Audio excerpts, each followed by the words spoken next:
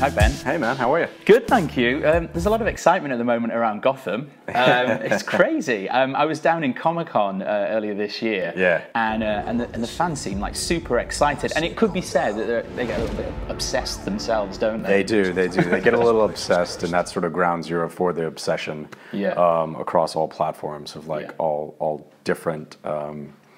Specific little fandoms. Yeah. And it was really great to be down there and like interact with them on a personal level. It was really cool. Yeah. Do you feel any pressure with this show that it has to stay true to what people already know about Batman? Yeah, absolutely. It has to stay true to the spirit of the show. It has to stay true to overall mythology of the DC universe and Batman universe. At the same time, it's an origin story, so we're given some leeway to take a different angle on it, because we're seeing these characters that we all think we know, but we're seeing them in a chapter in their lives that we're not familiar with. So we're seeing them, 20, 30 years before they become the villains or the heroes that they ultimately become. However dark and scary the world might be right now, there will be light. There will be light for us.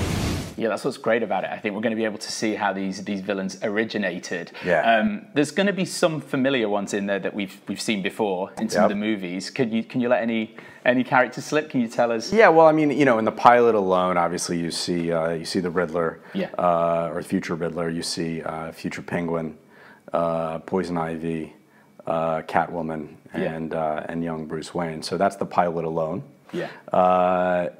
Let's just say we're not shy about unspooling them. There'll be almost every episode. There will be another either major villain or villain from the sort of the larger mythology that like hardcore fans will know. Right. Okay. And some new villains as well. I know Jada Pinkett Smith is Fish Mooney. Who looks amazing on the trailer. She's awesome in it. I mean, she's playing a real baddie, like a really fun, sort of sexy, malevolent force. You have a little danger in your eye.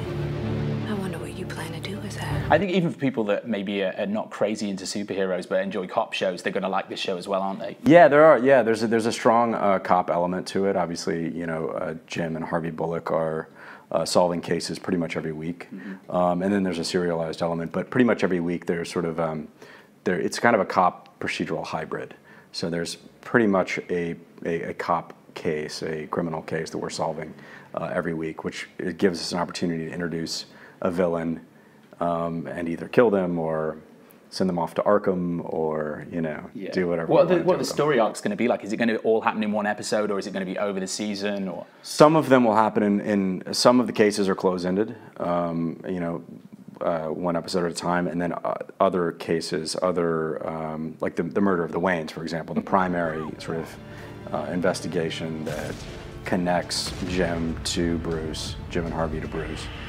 That's a larger conspiracy that has tentacles in all aspects of Gotham society. So that'll unspool over episodes and seasons. Yeah, I feel like that's the thing that's got the fans most excited, because I think in the beginning there was no mention that there would be Batman or Bruce Wayne or anything like that in there, and then suddenly it's like, oh no, that's quite a big, like right from the offset. Yeah, absolutely. No, I mean that's the jumping off point for the entire series, is that Jim is assigned the case of the Wayne murders, and so that brings him into contact with Bruce. He promises he's going to solve the case, and little does he know that that's only going to lead him down some really dark paths and interact with some pretty crazy characters. What's your name? My name's Bruce Wayne. It's quite a dark show then, in that sense, isn't it? Yeah, I think it's like fun dark, as opposed to sort of like merciless dark. I think it's dark with sort of little echoes of like a Burton's Batman, brighter colors and kind of sexy. There's certain kind of fun that the villains have with how ruthless they can be and how kind of brutal they can be. Larger than life characters and larger than life situations, but all taken from a sort of a real grounded place, in the sense that these are real people. They don't have superpowers. Right. But not quite the 1960s Batman. No, exactly. I mean, I grew up with that. I guess you probably did as well. Exactly. There's probably a lot less sort of spandex and whatnot. Whatever they used back then. Yeah, right. Yeah. And some of the fans online have kind of said that you were made for the part in the fact that, you know, you've just played a cop obviously in Southland and you've voiced Batman before, and they're trying to make all the connections there, you know. I mean, do you think that in any way either of those things have influenced what you've done here in this show?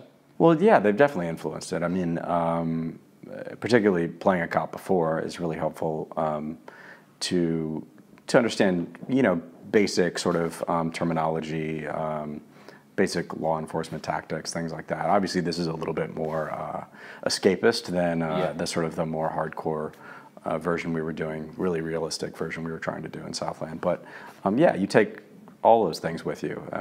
You take everything that you've played before, and then it was such a treat to do year one and be a part of that. I'm a huge fan of Frank Miller's, and you know that was a real treat. So to be familiar with the sort of the some of the mythology there was really great. Yeah, that's great. Well, good luck with everything. I can't wait to see it. Appreciate it. I'm sure we'll see you again soon. Take care. Yeah, absolutely. Thank you. Thank you for having me.